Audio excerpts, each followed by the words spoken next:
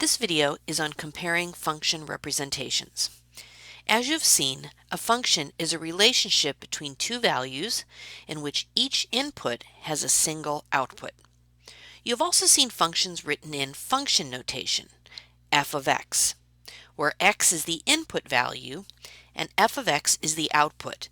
That is, f of x is the value of the function at x.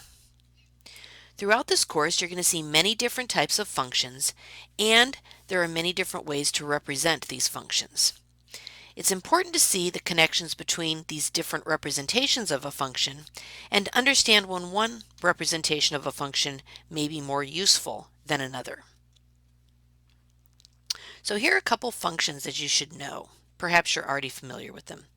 The first is the linear function. F of x is equal to x. The output value, f of x, is exactly the same as the input value, x. This was also known as the identity function, because whatever you put in, you get the identical thing out. This is actually the basic parent function of a line, and you may be more familiar with its transformation, f of x, or y equals mx plus b. Here's an example. So for example, if f of x equals x, then f of negative 1 equals negative 1. That's one way to represent it. And also you can represent it as a table of values. So every x, when you input it, you get the identical thing out for f of x. And graphed, it looks like this. This would be the line f of x equals x, or probably more commonly the line y equals x. That's called a linear function, or more specifically in this case, the identity function. You're probably also familiar with a quadratic function. F of x equals x squared. The input value x is squared in order to give the output value f of x. So for example, if I were to put negative 2 into here and square it, 4 is my output value. So f of negative 2 is equal to 4. Here's what that function would look like as a table of values, just choosing 4 values, and you're probably familiar with this graph of a quadratic function. Looks like a parabola. More commonly, y equals x squared.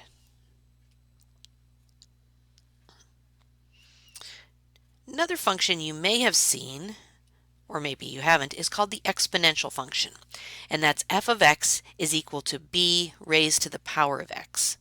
The input value of x is the power to which a base, b, is raised in order to give the output value f of x. For example, if my base is 3, that is, if f of x is 3 raised to the power of x, then f of 1 is equal to 3.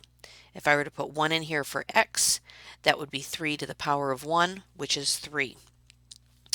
Here's that function represented as a table of values, and here's what a graph of that function looks like. Now, granted, I couldn't fit all of this in here. I didn't go all the way up to 9, but that's the graph of an exponential function.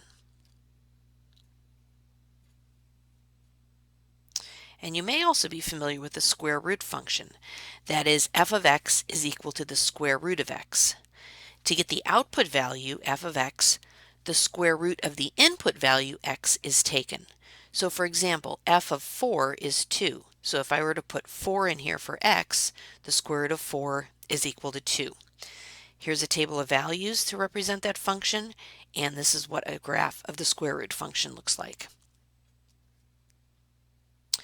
Notice that for each of these functions, there is a unique output or value for f of x for each input, and if you go back and you look at each graph, it would pass the vertical line test. So in this video, we took a look at several different ways that a function can be represented. As a function rule, or kind of like an equation, as a table of values, and also as a graph.